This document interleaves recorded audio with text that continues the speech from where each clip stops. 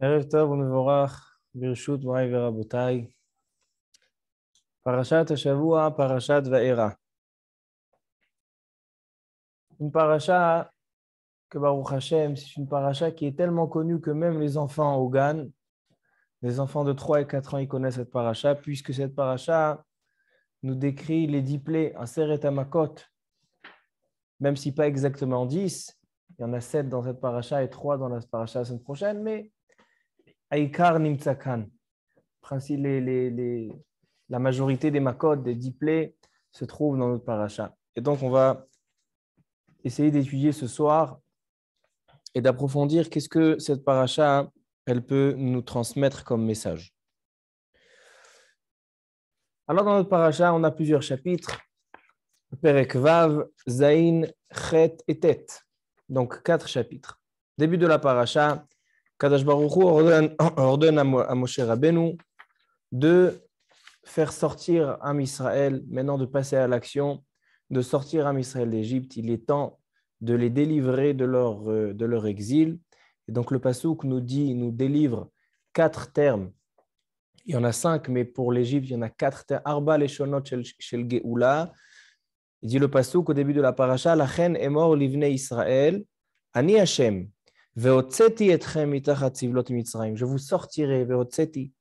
Vehitzalti, je vous sauverai etrem avodatam. Vegaalti, je vous délivrerai. Vegaalti etrem bizroan etuya bishfatim gedolim. Velakarti etrem lileam. Et je vous donnerai la Torah. La karti etrem leam. Vaiti lachem Elohim. Et il y a un 5e langage. Veheveti etrem, ça c'est pour la Géoula, qui sera bimera biyamenu. Mais en tout cas, on sait que le soir de Pessah, on a 4 coupes de vin à boire. Et les 4 coupes de vin, les Chachamim, ils ont été métaken à cause de ces 4 termes. 4 termes de Géoula. Ensuite, Moshe Rabbeinu, il va, avant d'entamer la série des plaies et des miracles extraordinaires qui se sont déroulés en Égypte, la Torah nous décrit le yichus, c'est-à-dire la hiérarchie. D'où Moshe Rabbeinu, de qui il vient, de quelle tribu il est, Aaron à Cohen, de quelle tribu il est, qui sont les parents, qui sont les enfants, d'être meyaches. Comme maintenant, Moshe et Aaron, ils vont faire quelque chose de grandiose. Ils vont faire quelque chose qui va se marquer à tout jamais dans l'histoire, la sortie d'Égypte. Alors donc, on veut être meyaches otam. Et donc, sur ce yichus-là, on va beaucoup approfondir Bezrat Hashem ce soir. Ensuite, Moshe Rabbeinu, il commence. Qu'est-ce qu'il fait? Avant les plaies, il y a le hot. Il y a un S qui fait. Qu'est-ce qu'il fait? Il prend le bâton, il jette par terre et ça se transforme en serpent et inversement. Ça, c'était juste pour l'entrée. Ça, c'était juste pour l'échauffement. Et après, la suite, elle était Makadam, le sang, Tzfardea, les grenouilles, Kinim. Datzach Adash Be'achav. Rabbi Yehuda Yanoten Baim Simanim. Dans la Haggadah, on sait qu'on a des Simanim. On parle beaucoup des 10 plaies dans la Haggadah de Pessah. Et donc, il y a des Simanim. Datzach Adash Be'achav. Ce sont les Rachetevot. Dan Tzfardea Kinim. Arov de Vershrin. Barad Arbe. Hoshech ou Bechorot. Ça, c'est les 10 plaies. Ça, c'est dans le Perek Vav et Zain. Donc, la Torah nous décrit chaque plaie, comment c'était difficile. Le Midrash, il dit que Moshe Rabbeinu, il mettait en garde les Égyptiens et Paro pendant 1 semaine. Et après 3 semaines, il y avait 3 semaines de plaies. Il y a un Midrash qui dit à l'envers, mais à Kolpanim, les 10 plaies se sont déroulées presque 1 année entière. C'était vraiment quelque chose de terrible pour les Égyptiens. Et donc, la dernière plaie de la paracha, c'est Makat Barad. Comme j'ai dit tout à l'heure, on s'arrête là, à Barad, qui est la 7e Maka, 7e plaie. Et la semaine prochaine, on continuera à Arbé, les sauterelles, Chocher, l'obscurité, et Bechorot. Pourquoi ça s'est arrêté là? Alors, je vous invite à regarder Rashi vers la fin de la paracha, juste avant la Maka de Makat Barad. Dans le Perek Tet, Pasuk Yud Dalet. Avant donc Moshe Rabbeinu, quand il annonce, Kadosh Baruch Hu, par l'intermédiaire de Moshe Rabbeinu, ils annoncent la Makat Barad, donc c'est la grêle. Ce n'était pas une simple grêle. Il dit Rashi que Barad, c'était du feu et de l'eau qui se sont associés. C'est-à-dire c'était de la grêle, donc de la neige, avec à l'intérieur du feu. Tout ça pour dire que quoi? Que même les choses les plus contradictoires dans dans la nature, le feu et l'eau, c'est des choses qui se contredisent. Ben non, ben ils se sont associés pour pouvoir frapper les Égyptiens, pour faire l'ordre d'Akadosh Baruch Hu. Et là, il dit Rashi comme ça. Il dit, juste avant la Maka de Barad, et kol magefotai, la madnu mikan, chez Makat bikurot. Il y en a qui disent que c'est Makat bechorot, mais ce n'est pas vrai. Parce que la Makat bechorot, elle est à la fin, la fin des Makot, dans la parasha de Barad. Bikurot, c'est la vraie girsa. On parle de bikurot de la Maka du Barad. On va expliquer pourquoi ça s'appelle bikurot. La madnu mikan, chez Makat bikurot, shkula keneged kol makot. Que la Maka de la grêle, elle est shkula, elle est donc en mesure contre toutes les makotes. Tu mets 9 makotes sur le pèse, les 9 makotes et makat barad, la makat barad équivaut à toutes les autres makotes. C'est un Rashi très très étonnant. On sait que, a priori, la maka la plus difficile, c'était la 10e. Makat bechorot, là où il y a les premiers-nés, où c'est là que Paro il a craqué. Là, au barad, Paro il n'a pas craqué. Et il dit Rashi que makat barad, c'est la shkula keneged kol hamakot. Ça, il faut comprendre. Top. Alors, juste avant de rentrer vraiment dans le shiur, on va dédier le shiur Leilui Nishmato de notre cher oncle, Rabbi Norbert Binyamin Ben Jermouma, que ce soir, c'est Shloshim. Alors, Tehe Nishmato, Tserura Betzora Chaim, qui soit Melitzi Osher.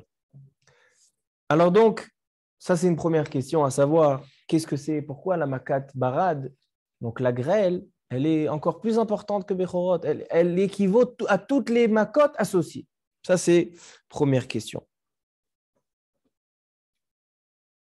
Deuxième question, j'ai envie qu'on se focalise sur la compréhension de qu'est-ce que c'est les plaies. Kadosh Baruch Hu, il frappe les Égyptiens. Pourquoi frapper les Égyptiens? C'est vrai qu'ils ont fait du mal. Mais pourquoi frapper les Égyptiens? Tous les Mefarshim, ils se posent la question, quel est le sens profond des plaies, des makotes? Pourquoi Kadosh Baruch Hu, il a frappé? Rashi, déjà, il ramène.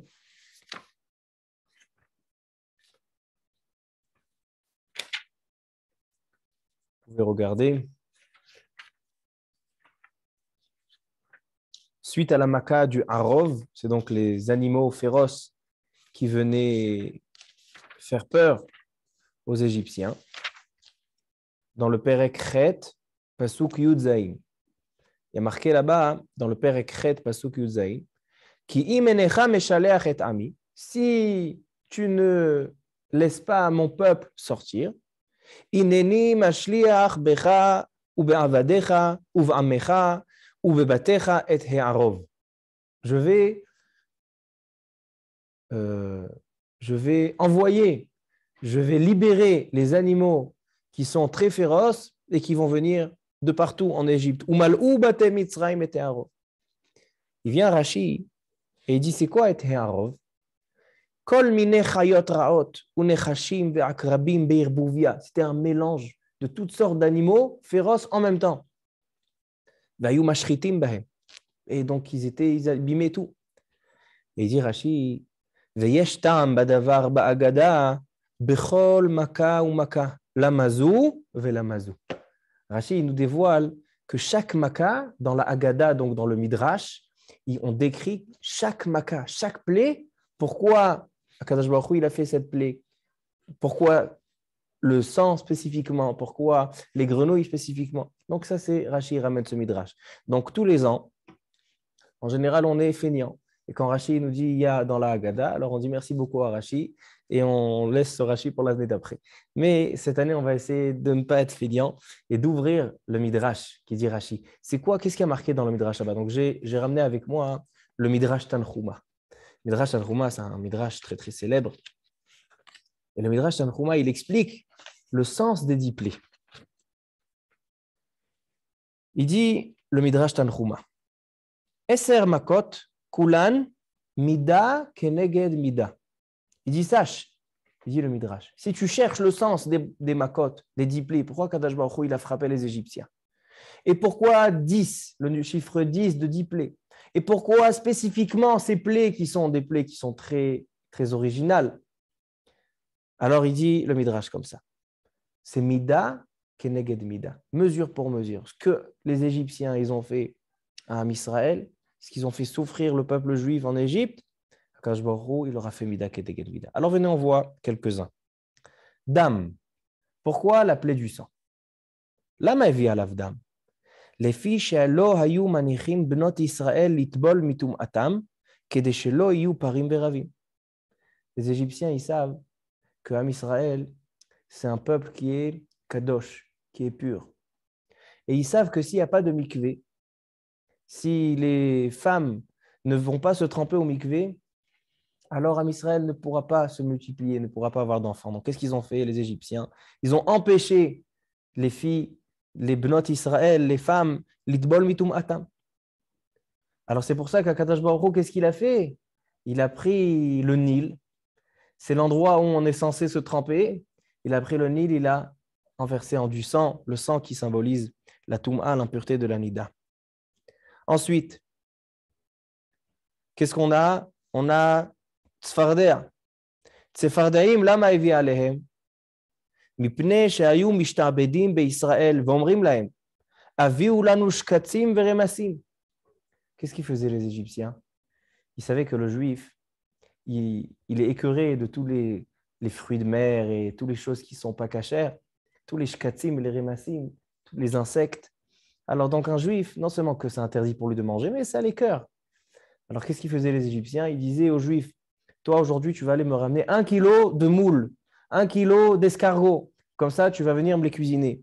Alors, donc, mida kedeged mida, ils avaient dans leur nourriture, ils avaient des tzfardaïm, des grenouilles qui étaient de partout, qui étaient même dans leurs intestins, il y a marqué, même dans le me'aim, le tzfardea ayam mekarkeret.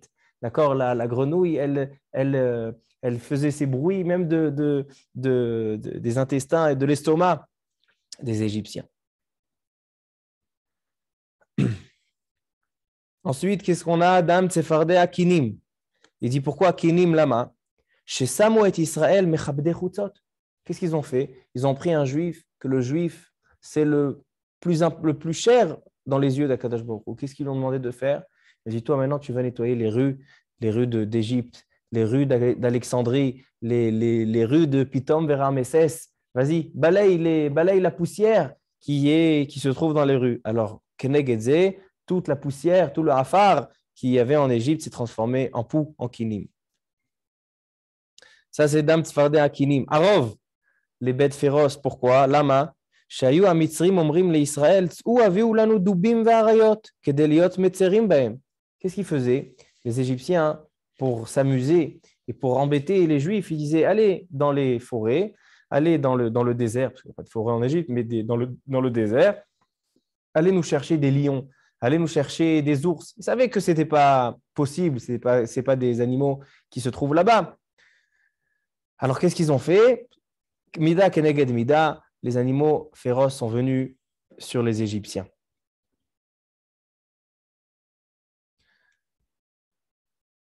Dever.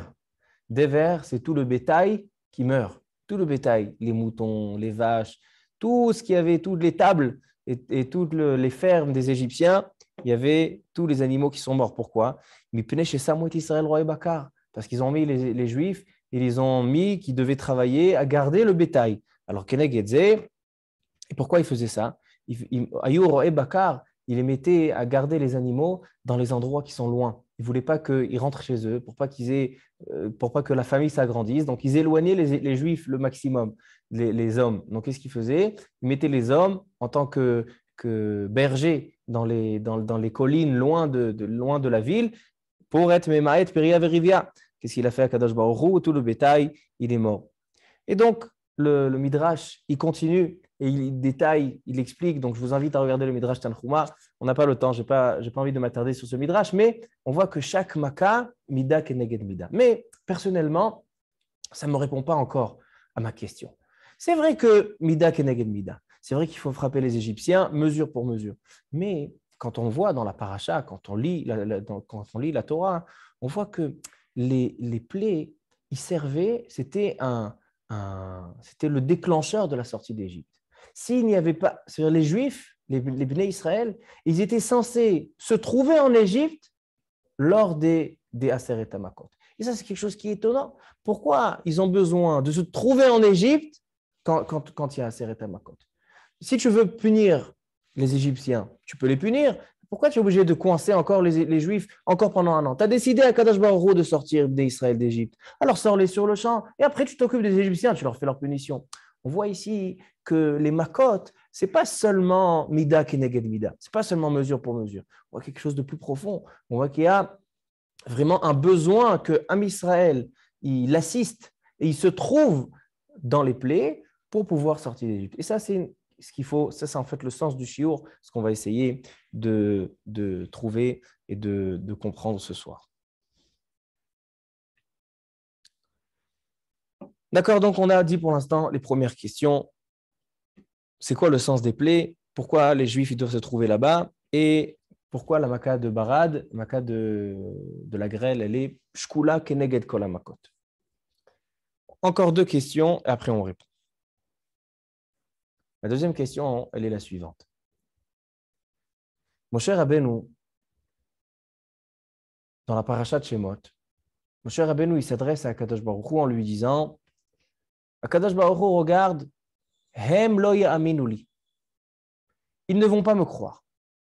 Quand Kadosh Baruch Hu se dévoile dans le buisson ardent, il lui dit, toi tu vas, Moshe Rabbeinu, toi, sache que tu es quelqu'un de grand, sache que tu vas délivrer Béné Israël d'Égypte. Et Moshe Rabbeinu, quelle est sa réaction? Il dit, Hem lo ya'aminu li. Ils ne vont pas me croire. Qu'est-ce qu'il fait à Kadosh Baruch Hu? Il dit, alors je vais te donner des coups de magie. Tu vas leur faire quelques coups de magie et ils vont te croire. Quel est le premier coup de magie? Il dit, tu prends ton bâton, tu le lances par terre, il va se transformer en serpent et inversement. Okay. Et si ça, ce n'est pas suffisant, alors tu vas prendre ta main, tu vas la mettre sous ton bras, tu la sortiras et d'un coup, elle va devenir blanche comme la neige. C'est la lèpre. Elle va avoir une lèpre sur la main et ça sera de couleur blanc comme la neige. Metzora at kashaleg. Après, tu ramèneras ta main sous ton bras et la tsaraat, la lèpre, elle va disparaître. Ensuite, il dit à Kadosh Baruch Hu, si ça aussi, ce n'est pas suffisant, tu frapperas le Nil et tu transformeras toute l'eau du Nil en sang. Comme ça, il y a marqué dans la paracha, ça ne fait pas très longtemps, ça fait 7 jours, on a lu, dans paracha de Shemot, la paracha de la semaine dernière.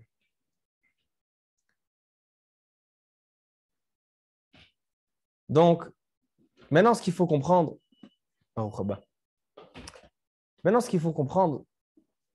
c'est que quand on voit maintenant la paracha de cette semaine, on voit que Moshe Rabbeinu, il n'a pas appliqué ce que Akadosh Baruch Hu lui a demandé.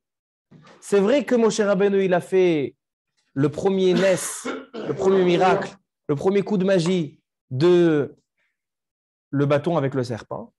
Et c'est vrai qu'il a fait le dernier coup, c'était transformer le Nil en sang. Mais la main avec la lèpre, ça, il n'a pas fait. Pourquoi?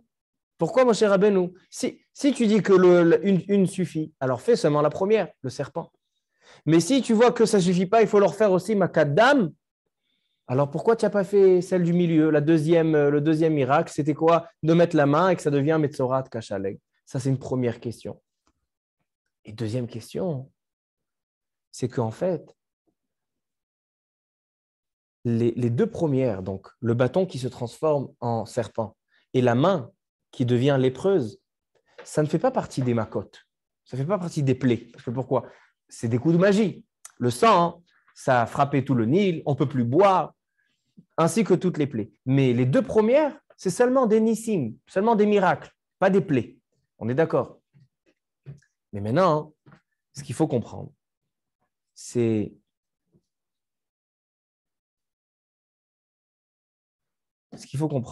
que les deux premiers miracles, c'est en fait des punitions qu'Akadosh Baruch Hu a puni Moshe Rabbeinu.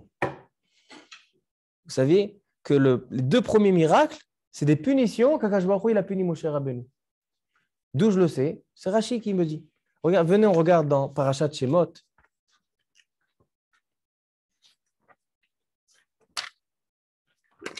Dans Parashat Shemot, Rashi, il nous le dévoile.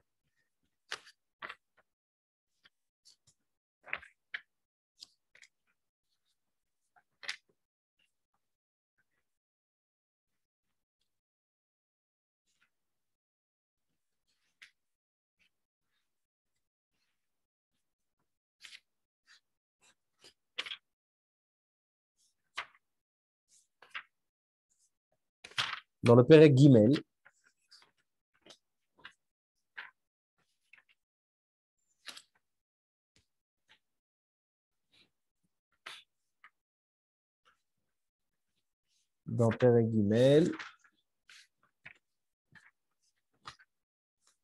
là, je l'ai perdu.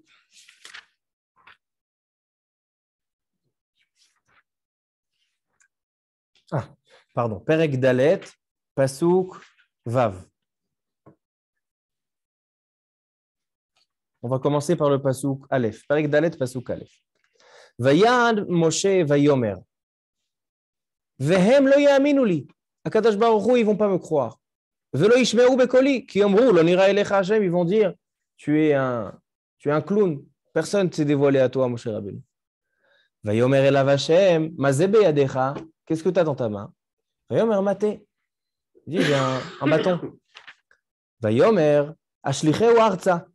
Vayashlicheu arza vayihi lenachash. Il s'est transformé en serpent. Vayanos Moshe mipanav. Il dit Rashi. C'est quoi vayihi lenachash dans Pasuk Gimel? Ramazlo shesiper la shonara al Israël. Beomro lo ya'aminu li vetafas umanuto shel nachash. Il dit Rashi quelque chose de personne n'aurait osé le dire. Il dit Rashi, pourquoi Kadosh Baruch Hu, il lui a montré ce nes d'un bâton qui se transforme en serpent? Parce que Moshe Rabbeinu, il a parlé du Lashon Hara sur Am Israël en disant, et ils vont pas me croire. Quand tu dis sur Am Israël, ils vont pas te croire, ça veut dire que tu les prends pour des non-croyants. Lo ya'aminu li, ils n'ont pas de Emouna. Tu as fait Lashon Hara. Et maintenant, Lashon Hara, c'est qui a inventé la notion du Lashon Hara dans ce monde? Le Nachash. Tafas umanuto shel Nachash, le serpent. Alors donc, c'est ça ce qu'il lui a montré. Le bâton, il s'est transformé en serpent. Pour lui montrer, Moshe Rabbeinu, tu as parlé Lashon Hara. Ça, c'est dans le premier nes. Dans le deuxième nes, regardez le pasuk Vav. Vayomer Hashem lo od. Ave na yadecha bechekecha. Vayave yado becheko. Vayotzi'a veine yado metzorat kashaleg. Il a mis la main sous le bras et voilà qu'elle est pleine de lèpre. La main, elle est blanche. Il dit Rashi, metzorat kashaleg, derech tsarat liot levana. La lèpre, en général, elle est blanche. Comme il est écrit, Baheret Levanaï. Et il dit Rashi, Af beotze, dans ce miracle-là aussi, Ramazlo, chez la Shonara Siper, il leur a dit, voilà, deuxième punition, deuxième remontrance, que tu as parlé du Shonara quand tu as dit Loya Aminuli. Les fikar el kaou betzarat. C'est pour ça qu'il lui a donné la lèpre. Que Moshe lakta Miriam al bet belashonara. Quand Myriam, elle a parlé du Lashon Hara de Moshe, quand il s'est marié avec Tzipora, qu'est-ce qui a marqué? Qu'elle avait la tsarat, elle avait la lèpre, elle était en dehors du camp. Moshe Rabbeinu aussi, il a eu tsarat. Alma à Lashon Hara. Normalement, il aurait dû être hors du Machané. Parce qu'on voit que, comment elle s'appelle, Myriam, elle a été... Oui, mais là, il n'y avait pas de Machané Israël, ils étaient en Égypte. Alors pourquoi il y aurait la tsarat? Tsaranat, il lui dit Ramazlo. Top. Alors on voit ici deux punitions, deux remontrances à Moshe Rabbeinu que tu parles à Shonara. Et on voit que par la suite, Moshe Rabbeinu, quand à l'exécution dans notre parashat Vaïra, on voit que seulement il a fait le premier, le Nachash, le serpent, mais il n'a pas fait le deuxième, la lèpre. Pourquoi? Alors, donc, on a parlé pour l'instant de deux sujets, on a posé nos questions, et on a juste un troisième sujet à poser les questions, et après on répond. Ça, c'est un sujet qui est mératek, qui est vraiment très intéressant. Au début de notre paracha, donc je vous ai dit tout à l'heure que avant de commencer les miracles et les plaies en Égypte, il y avait besoin de mettre l'arbre généalogique, la hiérarchie de Moshe et Aaron, de dire de qui ils descendent. Donc la Torah, elle dit, c'est début de Aliyat Sheni, donc Perek Vav Pasuk Yudalet, Ele Raché Bet Avotam, Bene Reuven, etc. Et après on arrive, Vaikach Pasuk Kaf, Vaikach Amram et Yochev et Dodato, Vatel Edlo et Aaron et Moshe. Et donc il y a Moshe et Aaron qui sont nés. Et donc là, on dit Vaikach Pasuk Av Gimel, Vaikach Aaron et Elisheva bat Aminadav. Aaron, il s'est marié avec Elisheva bat Aminadav. Achot Nachshon, la sœur de Nachshon. C'est le fameux Nachshon ben Aminadav c'est lui qui a sauté dans la mer. Quand la mer s'est déchirée, le premier qui a sauté, c'était Nachshon ben Aminadav. Donc la sœur de Nachshon ben Aminadav, qui s'appelait Elisheva, s'est mariée avec Aaron HaKohen. Ensuite, Aaron HaKohen, il a un enfant qui s'appelle Elazar. Elazar ben Aaron HaKohen s'est marié, la Kachlom ibnot Putiel, donc le fils de Aaron HaKohen Elazar, il va se marier avec une des filles de Putiel, c'est Yitro. Va-t-elle être Loet Pinchas? Et qui va naître? Pinchas ben Elazar ben Aaron HaKohen. Et les rachets avot alviim et mishpechotam. Il demande le Al-Shich HaKadosh. Pourquoi chez Aaron HaKohen, tu dis qui c'est son fils, qui c'est son petit-fils, qui c'est sa belle-fille, que c'est la fille de Poutiel, tu dis qui c'est Pinchas, Ben Elazar, Ben Aaron HaKohen. Et Moshe Rabbeinu, tu t'es arrêté à Moshe Rabbeinu. Tu n'as pas dit que Moshe Rabbeinu il s'est marié avec Tzipora, la fille de Poutiel, qu'elle aussi, la fille de Yitro. Tu n'as pas dit que Moshe Rabbeinu il a eu Gershon et Eliezer. Pourquoi? Il demande le Al-Shich HaKadosh, Rabbi Moshe Al-Sheikh. Il dit, ma Evdel. Pourquoi Aaron, tu élargis plus l'arbre généalogique que Moshe Rabbeinu? Et là, on arrive au cœur du shiur. Je ne sais pas si vous avez tous Baal HaTurim. Mais Baal HaTurim, il dit comme ça. Baal HaTurim, il n'est pas ici. Baal HaTurim, il est au tout début de la paracha. Sur le pasuk Vav, le pasuk avec lequel j'ai ouvert le shiur. Il est marqué dans le pasuk. Lachen est mort l'ibné Israël. Perek Vav, pasuk Vav. Lachen est mort l'ibné Israël. Ani Hashem. Veotzeti etrem. On a les 4 langages de Géoula. Veotzeti, veitzalti, vegaalti, velakachti, veheveti. Les 5 leshonotes de Géoula. Il dit le Baal HaTurim que le terme lachen est mort. Le pasuk commence par les 2 mots lachen est mort. Il dit lachen est mort se trouve dans la Torah 2 fois. Une fois ici, chez Moshe Rabbeinu, et une fois, il dit le Baal HaTurim dans Chumash Bamidbar, Parashat Pinchas. La Parashat Pinchas. Qu'est-ce qu'il y a marqué là-bas? Il y a marqué lachen est mort. Ineni noten lo et beriti shalom. Qu'est-ce qu'il y avait marqué là-bas? Pinchas, il a vu que Zimri, qui était un des chefs d'Am Israël, de la tribu, le Chashuv, le Nasi Hashevet, il est allé avec une Goya. Qu'est-ce qu'il fait Pinchas? Aboel Aramit, Kanaim Pogimbo. Celui qui a des relations avec une Goya, alors c'est vrai que dans le Beddin, on ne le tue pas, il a transgressé un lave seulement. Mais les Kanaïm, ceux qui ont le sang chaud, ceux qui ont une irat shamaim, où ils ne peuvent pas supporter une telle toum'a chez un juif, Pogimbo, il le tue. Et c'est ce qu'il a fait Pinchas. Pinchas a pris une épée et il a tué Zimri. Et suite à ça, et aussi Nachon, et aussi Cosbi Batsur. Et suite à ça, les gens ils ont commencé à parler, oui, mais qu'est-ce qui tue? Mais il y a un Beddin pour ça. Qu'est-ce qu'il fait à Kadosh Baruch Hu? Il dit à Moshe Rabbeinu, la reine est mort, annonce. Ineni noten lo et beriti shalom. Sache que la Keuna, elle sera à tout jamais pour les Kohanim grâce à Pinchas. Il a gagné la Keuna. Et donc là-bas aussi, il y a marqué la reine est mort. Il dit le Baal HaTurim, pourquoi il y a marqué ici chez Moshe Rabbeinu la reine est mort et chez Pinchas la reine est mort? Il dit Darush Basifri. Sifri, c'est un des Midrashim. Kol ma she'asa Moshe, asa Pinchas. Toutes les choses que Moshe a fait, Pinchas aussi les a fait. Baal HaTurim, dans Pasuk Vav. Moshe na'asa shaliach leotzi Israël mi Mitzrayim. Moshe a été nommé comme envoyé pour libérer le peuple juif d'Égypte. Ou Pinchas yeh shaliach leotzi Israël mi galut.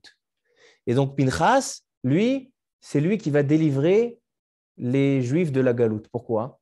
Parce qu'on sait que Pinchas, c'est Eliyahu Hanavi. Pinchas ou Eliyahu. Pinchas ou Eliyahu. Alors donc, qui c'est qui va annoncer la Géoula? Qui c'est qui va ramener la Géoula? Eliyahu Hanavi. Ine anochi sholach lachem et Eliyahu Hanavi ifne bo yom Hashem agadol ve'anora. Alors donc, il dit, comme Moshe Rabbeinu, on voit qu'il y a un rapport, il y a un lien, un chibour entre Moshe Rabbeinu et Pinchas. Pour ça qu'il y a marqué Lachen est mort dans les deux. Moshe, il va libérer d'Égypte et Pinchas, il va libérer de la galoute. Et moi, je pose la question, quel rapport? C'est vrai que les deux, ils vont faire la même chose. Mais est-ce qu'il y a quelque chose de profond qui les lie à Moshe et Pinchas? Donc voilà, Rabotai. J'ai posé toutes mes questions, il y en a plein. Mais on va essayer de répondre quelque chose qui va répondre sur toutes les questions.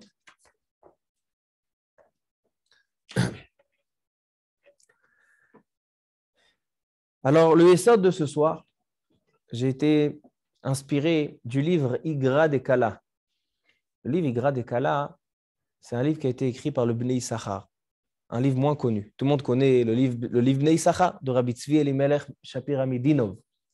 Mais le livre Igra de Kala, c'est un livre un peu moins connu, mais c'est un livre sur les parashiot à Shavua. Un livre très haute chachouv. Et regardez ce qu'il dit, le Igra de Kala. Il nous rentre un peu dans la Kabbalah, mais on va essayer de simplifier les choses. Il dit Igra de Kala. Ve'elazar ben Aaron lakach lo mibnot Putiel. Sur le pasuk où il y a marqué que Elazar s'est marié avec la fille de Putiel, et il a eu qui? Pinchas. Il dit Igra de Kala. Les filles hadrash b'masechet sota. Mibnot itro shepitem. Il dit là-bas Rashi. Regardez le Rashi où il y a marqué là-bas. A priori, tu as tzodek. Les deux filles de Yitro, une c'est Tzipora et une on ne connaît pas son nom. Tzipora s'est mariée avec Moshe, l'oncle de Elazar, et Elazar il s'est marié avec la sœur de Tzipora, a priori. Alors regardez, Perek Vav Pasuk Kafé, Elazar ben Aaron HaKohen. Il dit Rashi, c'est quoi Putiel? On sait que Yitro, il avait 7 noms. Sheva Shemot. C'est quoi les 7 noms? Alors, quand j'étais en Kitabet, quand j'étais pas au CP, en CM1, d'accord? Kitabet, c'est égal à CM1. Alors, le Rav, il nous a fait une chanson. Il nous a fait une chanson pour se rappeler des 7 noms. Alors, c'est Yitro, Yeter, Chovav, Hever, Keni, Putiel, Reuel. D'accord? Il y a 7 noms de Yitro. Alors, comme ça, je me rappelle jusqu'à aujourd'hui. 7 noms. Alors, et là, on a choisi quel nom? Putiel. Pourquoi le nom Putiel, on a choisi? Alors, il dit Rashi, Misera Yitro, Shepitem Agalim la Avodazara. Pourquoi un des noms de Yitro, c'est Putiel? Parce que Pitem Agalim la. C'est quoi Pitem? Il a donné à manger aux veaux pour pouvoir pour les engraisser, pour pouvoir les sacrifier à la Avodazara. Parce que Yitro, il était prêtre. Ça, c'est pourquoi il s'appelait Putiel. Et deuxième chose, Elazar, il était aussi, Pinchas, cette femme-là, c'est vrai qu'elle était ou misera Yosef. En fait, il dit Rashi, ce n'était pas la fille de Yitro. C'était la petite fille de Yitro. Pourquoi?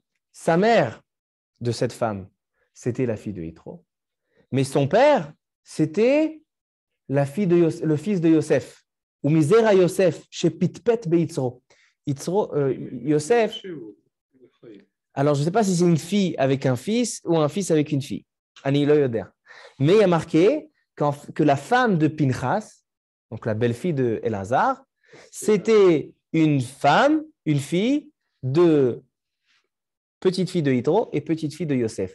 D'où on sait, Et d'où on sait parce qu'il y a marqué dans le passouk Poutiel. Yitro, il s'appelle Poutiel parce qu'il a été Mefatem, engraissé, les Agalim, la Vodazara. Et Yosef, il s'appelle aussi Poutiel parce qu'il a été Mepatpet Beitzro. Quand le Yetzerara, il a essayé de faire fauter Yosef. Alors Yosef, Pitpet, c'est-à-dire quoi? Il a calmé son Yetzerara, il lui a parlé. D'accord? Alors le Sifter Ramedi, chez Maral, chez Zilzel, en tout cas, il n'a pas écouté son Yetzerara. C'est pour ça que quand la Torah dit Mi Benot Poutiel, c'est du Zera de Yosef et du Zera de Yitro.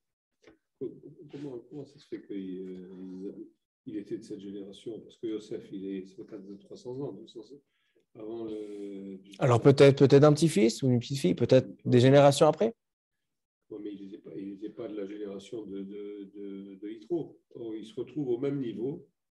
Non, mais peut-être c'est pas les premières générations après Yosef, peut-être c'est la descendance de Yosef, Misera Yosef. Misera Yosef. Donc, alors, comme ça, il dit Rachid, qu'en fait, Pinchas, il vient aussi de Yitro. Il dit, le Igra de Kala, le Bnei Issachar, il pose une question, il dit Tzarich litbonen. Lama meyachaso bashem hazeh chez Pitem Agalim. Pourquoi on appelle Yitro? Pourquoi on va le ressortir? Pourquoi quand on veut nommer Yitro, on lui prend le nom le plus mezoulzal, le plus bazouille? De dire sur Yitro qu'il est Oved Avodah Zara, c'est un bisayon pour lui. Il a fait tchouva, il a lâché la Avodah Zara. Alors pourquoi tu prends le nom de bisayon?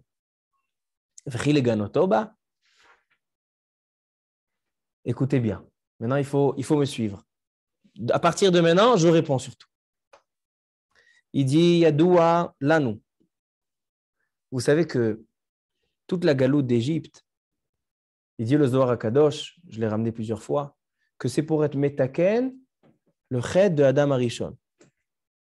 D'accord? Adam Arishon, quand il a été créé, il y a eu des fautes. Et donc, nous, la galoute, pas seulement l'Égypte, mais toutes les galouillottes, et jusqu'à aujourd'hui, on est metaken, le ched de Adam Arishon. Et dès qu'on arrivera au Tikkun HaShalem, dès qu'on arrivera à vraiment rectifier le ched d'Adam Arishon, alors il y aura la Géoula. Maintenant, Adam Arishon, il avait deux fils, Caïn et Hevel. Caïn et Hevel, ils veulent faire des sacrifices, des korbanot à Kadosh Baruch Hu. Caïn, il ramène des fruits. Hevel, il ramène des choses un petit peu plus chères, du bétail. Kadosh Baruch Hu accepte le korban de Hevel et pas de Caïn, parce que Caïn, il a été mezalzel. Caïn, qu'est-ce qu'il fait? Il tue Hevel, il tue son frère. Maintenant, jusqu'à aujourd'hui, on doit être metaken cette faute aussi, cette faute de Retzicha. Si vous vous rappelez, on a ramené la semaine dernière le Midrash et le Maharal, qui dit que Kadosh Baruch Hu, il s'est éloigné 7 Sheva Rekeim, et une des choses, c'était parce qu'il y a eu cette avon de Shfichut Damim que Caïn il a tué Hevel. Donc c'est quelque chose qu'il faut, si on veut ramener la Géoula, faire ramener Kadosh Baruch Hu avec nous, il faut être metaken, le Shfichut Damim. Alors il dit comme ça. Il dit Moshe Rabbeinu, c'était un Gilgoul de Hevel. Moshe Rabbeinu, c'est un Gilgoul, donc c'est la Neshama de Hevel qui revient sur terre. Maintenant, Yitro, c'était le Gilgoul de Caïn. Non seulement ça, l'Égyptien que Moshe il a tué le premier jour où il est sorti, c'était aussi un Gilgoul de Caïn.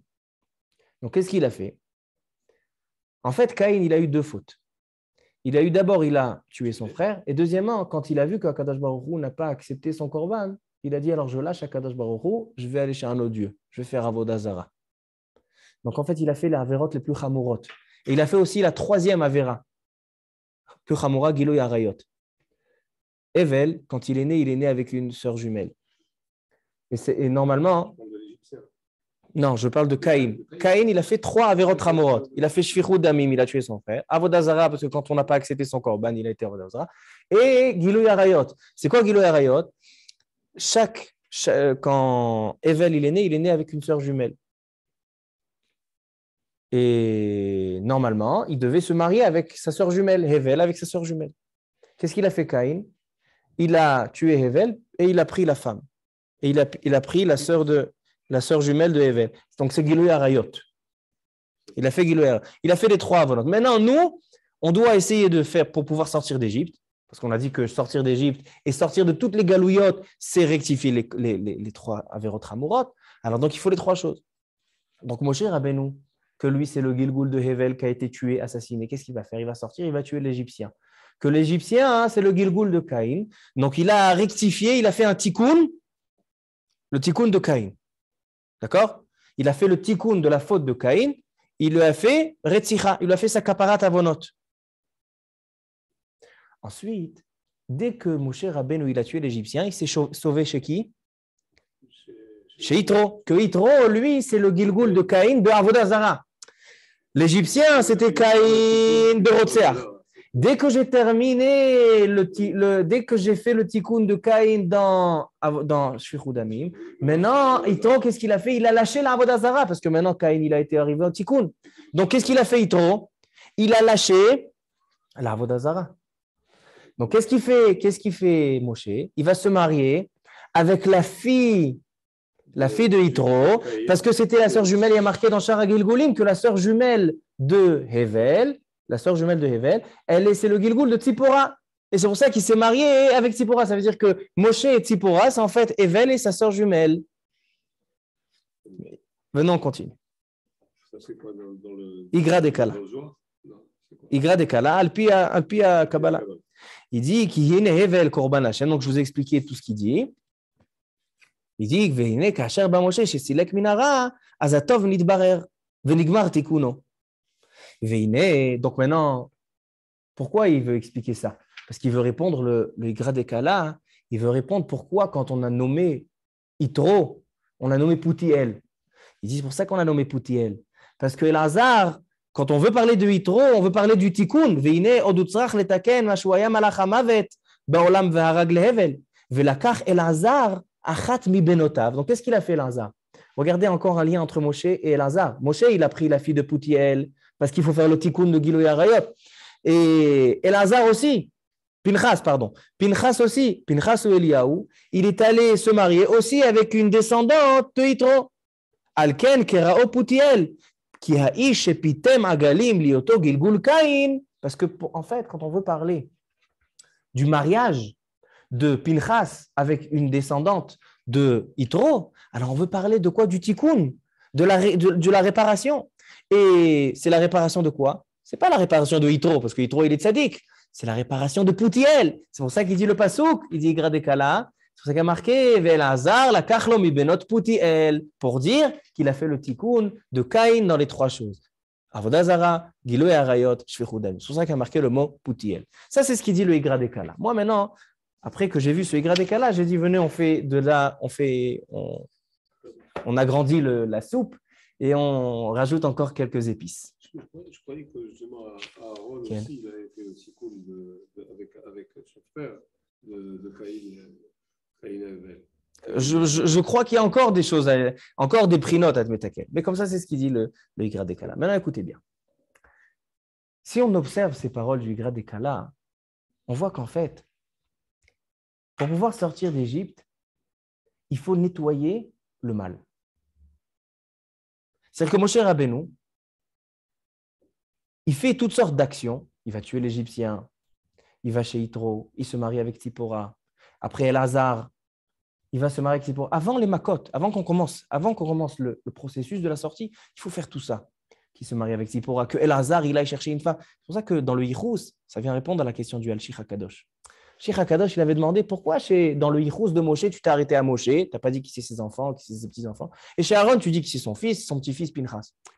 On a ramené ce Yichus pour dire, ce Yichus, cette hiérarchie, ce n'est pas seulement Stam pour raconter qui viennent ceux qui vont délivrer Israël. C'est pour dire quels sont les éléments qui vont permettre à la sortie d'Égypte. Donc, Pinchas, c'est pour ça qu'on a besoin, en fait, on n'avait pas besoin de dire qui sont les petits-enfants de Aaron à Cohen, mais on a envie d'arriver à Pinchas. Parce que comme Moshe, c'est celui qui fait délivrer Am Israël d'Égypte, Pinchas, c'est celui qui fait délivrer Am Israël de la Galoute. Donc, les délivreurs, ils se trouvent là dans la paracha. Donc, avant les plaies, avant le processus, il faut dire sur quoi la Géoula, sur quoi la délivrance, elle se base. Sur Moshe, sur Pinchas. C'est pour ça qu'il dit le Baal HaTurim, Mashe Asa Moshe, Asa Pinchas. Et la Chen est mort, il y a marqué ici la Chen est mort, et dans Parashat Pinchas, la Chen est mort. Mais ce qui va en fait rattacher Moshe et Pinchas, c'est ce principe-là, de nettoyer le mal de Ham Israël. Moshe Rabbeinu, on vient de voir, il nettoie le mal de Ham Israël. Il nettoie, il voit l'Égyptien, il voit que c'est le Gilgoul de Caïn, il va faire le Tikkun. Il va chez Yitro, il lui fait enlever l'arbre d'Azara, il va prendre sa fille, c'est le Gilou Yarayot. Donc en fait, le travail de Moshe Rabbeinu pour faire sortir Ham Israël d'Égypte, c'est quoi? C'est le nettoyage du mal. Et qu'est-ce qui fait Pinchas? Pinchas aussi, c'est le nettoyage du mal. Qu'est-ce qui se passe avec Pinchas? Pinchas, il voit qu'il y a un juif, Zimri, qui va avec Cosbi, avec une Goya. Qu'est-ce qu'il fait? C'est vrai que le din, la halakha, elle est que quelqu'un qui va avec une Goya, on ne le tue pas. Mais lui, Pinchas, il a pour but de nettoyer Ham Israël. De nettoyer Ham Israël par la base. Aboel Aramit Kanaim Pogimbo. Et c'est ça ce qui va ramener la Géoula. C'est-à-dire que les deux délivreurs, Moshe et Pinchas, ce sont des personnes qui nettoient le mal, qui nettoient la faute de Ham Israël. Maintenant qu'on a compris ça, on peut répondre à nos questions. Le Midrash, il dit, déjà, on va répondre aux questions et après on termine le shiur. On a posé quoi comme question? On a dit, quel est le sens des makot? Quel est le sens des makot? Le Midrash, il dit que Paro, il est comparé au serpent. On voit dans la halachot, celui qui a étudié Masechet Brachot, halachot Fila, il est marqué que quelqu'un qui fait sa amida, fait la tfila, il y a un serpent qui vient et qui se met autour de son pied.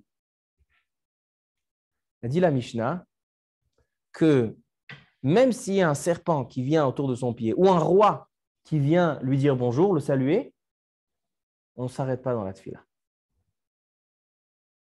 Quand on fait la tfila, on fait la tfila. C'est-à-dire, Rabotai, que, il dit le Midrash, on voit que les Chachamim, ils ont associé, ils ont symbolisé la royauté par un nachash, par un serpent. Alors il dit comme ça. Pourquoi, il dit le Midrash, pourquoi le serpent, pourquoi le roi Paro, il est comparé au serpent? C'est parce que comme, en fait, Akadosh Baruch Hu, il a donné de la royauté à Paro. Chaque roi qu'on voit aujourd'hui dans le monde, il a reçu un pouvoir de royaume d'Akadosh Baruch Hu. Mais Paro, qu'est-ce qu'il a fait? Au lieu d'aller dans le droit chemin, il a pris des virages. Il dit, c'est comme le serpent. Le serpent, il ne va pas droit. Le serpent, il va à gauche, à droite. Il ne suit pas le chemin qu'on lui a destiné. Il ne suit pas le bon chemin. Elle dit, c'est pour ça que Paro, il est comme le Nachash. Maintenant, écoutez bien. Le Nachash, quand on va dans Bereshit, parce qu'on a dit que l'Égypte, il faut faire le tikkun de Adam Arishon. Donc, on a dit qu'il y a Adam Arishon, Caïn et Evel, il y a aussi le Nachash. Dans l'histoire d'Adam Arishon, il y a aussi le Nachash. Donc, il faut trouver le Nachash. Donc, en fait, Paro, c'est le Nachash. Paro, c'est celui qui va pas écouter, pas obéir. Pourquoi il est comparé par le Nachash? Parce que le Nachash, qu'est-ce qu'il a fait? Il est allé chez Chava et il lui a dit, regarde, Kadosh Baruch Hu vous a dit de ne pas manger de l'arbre de la vie et de l'arbre du savoir. Et non, il a peur. Qu'est-ce qu'il a fait? Il a fait renier. Il a fait un méred. Il a fait qu'on n'écoute pas Kadosh Baruch Hu. C'est ça ce qu'il fait Paro. Paro, il dit, Mi Hashem asher eshma bekolo. Qui c'est Kadosh Baruch Hu que je vais l'écouter? Moi aussi, je suis roi. Dans l'Haftara, c'est quoi? Li ori va'ani asitini. Moi, je suis le Dieu. Alors donc, Paro, c'est le Nachash qui ne fait pas écouter. C'est pour ça que quand Moshe Rabbeinu, il doit venir maintenant faire les deux plaies, maintenant on répond. On répond aux questions. Donc, faites attention. On a posé, au début du shiur, on a posé 2 questions. Qu'est-ce que c'est le sens des 10 plaies et pourquoi dans le serpent, Moshe Rabbeinu, il a fait le nes avec le serpent, mais il n'a pas fait le nes avec la main. Et on voit que c'est des punitions à Moshe Rabbeinu. En fait, quand il a fait le nes du serpent, Moshe Rabbeinu, il n'a pas fait la main. Parce que la main, c'est pour Moshe Rabbeinu. Une punition de Moshe Rabbeinu, ça ne concerne pas Paro. Qu'est-ce qui concerne Paro? Le serpent. Il a pris le bâton, il a dit, voilà, Paro, regarde, toi, tu fais comme le serpent, alors je t'avertis. Le serpent, il a ramené dans le monde 10 klalotes, comme ça dit le Maharal, il ramène le Midrash. Le serpent, il a ramené dans le monde 10 klalotes, la mort, la parnassa, la souffrance dans l'accouchement. Tout ça, c'est le serpent, il a ramené 10 klalotes. Alors donc il dit si toi tu te comportes comme le serpent, donc toi aussi tu vas avoir 10 klalotes, tu vas avoir les 10 makot, tu vas avoir les 10 plaies. C'est ça. Donc, en fait, Moshe Rabbeinu, il fait un remez, il fait un avertissement à Paro en lui disant, si tu continues à te comporter comme le serpent, à renier la parole d'Akadosh Baruch Hu, alors tu vas avoir comme le serpent. Le serpent, il a eu 10 klalotes. Toi aussi, tu vas avoir 10 makot. Ça, c'est le premier inyan. Maintenant, c'est quoi la suite? La suite, elle est que toutes les makot, on a vu dans le Midrash Tanchuma, que toutes les makot, c'est mida keneged mida. C'est-à-dire qu'ils n'ont pas laissé les femmes se tremper à cause du sang de la nida, alors donc ils ont eu le sang dans le Nil. Ils ont mida keneged mida. On a détaillé tout à l'heure dans le Midrash Tanchuma. Alors, mais j'ai posé la question, c'est vrai que c'est mida keneged mida. Pourquoi il y a besoin qu'un Israël il reste en Égypte pour ça? Fais sortir les Juifs, fais sortir les Israël. Après, je t'occupe. Non. On a dit que pour pouvoir amener la Géoula, il faut nettoyer le mal du monde. Il faut retirer le mal. Donc, les Égyptiens, il faut être metaken. Il faut leur faire la kapara, il faut leur donner leur punition, et après on peut sortir d'Égypte. Dès qu'on a fait le tikkun, comme Moshe Rabbeinu, il a tué l'Égyptien, il a retiré le mal, il a fait le tikkun de Caïn avec Hevel, alors donc avec le serpent aussi, il a fait les 10 makot, que les 10 makot c'est quoi? C'est des tikkunim, d'accord? Parce que nous aussi on a 10 makot. Le serpent, il a ramené 10 klalotes. Et pourquoi on a ces klalotes? Pour faire le tikkun de Adam Arishon. Donc aussi, chez Paro, les 10 makot, ils correspondent aux 10 klalotes. C'est les 10 tikkunim. Donc en fait, le Yesod, si on veut retenir l'idée de ce soir, c'est que pour ramener la Géoula, on doit pourchasser le mal de Ham Israël, pourchasser la faute, pourchasser le Yetzerara, tout est metaken. Il y a marqué itamu chataim min haaretz, faire tchouva aux gens. Ramener les gens, leur faire lâcher la faute et venir vers la Torah. C'est ça qui va ramener la Géoula. Et maintenant, je termine, Rabotai, avec la question qu'on a demandée. Donc maintenant, on a compris qu'est-ce que c'est le sens des 10 makot, d'accord? On a compris le sens des 10 makot, que le sens des 10 makot, c'est le tikkun du nachash. On a compris qu'est-ce que c'est le serpent. Et on a compris qu'est-ce que c'est, pourquoi Moshe Rabbeinu il a fait le serpent et pas l'autre chose, parce que c'était pour un siman, un siman pour Paro. Et on a vu aussi le rapport entre Moshe et Pinchas, que Moshe et Pinchas, les délivreurs, c'est un nettoyage du mal. Les deux, ils ont nettoyé le mal de Ham Israël pour faire le tikkun de Caïn et Hevel. Et maintenant, je termine avec la dernière question, c'était quoi? C'était pourquoi Rashi nous dit que la Maka la plus sévère et la Maka qui équivaut toutes les Makot, c'est Barad, la grêle. Comme ça, il dit Rashi à la fin de la paracha. Il dit Shkula keneged kol hamakot. A priori, c'est Bechorot. Il dit non, Bechorot, c'est seulement pour Paro, c'était le plus difficile. Mais le plus important, la plus dure, c'était le Barad. Alors écoutez ce qu'il dit le Kliyakar. En fait, on a fini le shiur, mais ça, c'est un beau yesod. Alors, il dit le Kliyakar d'avar nifla. Il dit le Kliyakar que on a les 3 averot hamorot. Avodah zara, giloy arayot et shfichut damim. D'accord? Quelle est la punition de ces 3 choses? Giloy arayot, c'est ce qu'il a. Avodah zara, c'est chenek. Shfichut damim, c'est hereg. Et celui qui vient sur Nara Betula Tachat Betavia, c'est Srefa.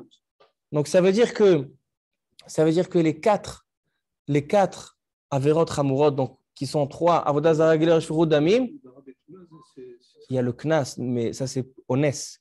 Mais quelqu'un, une femme, une fille qui est Meorasa, qui faute Tachat Betavia, alors Srefa. Donc on a les 4 punitions, les Arba Mitot Bedin, ce qu'il a, Srefa, Hereg Vachenek.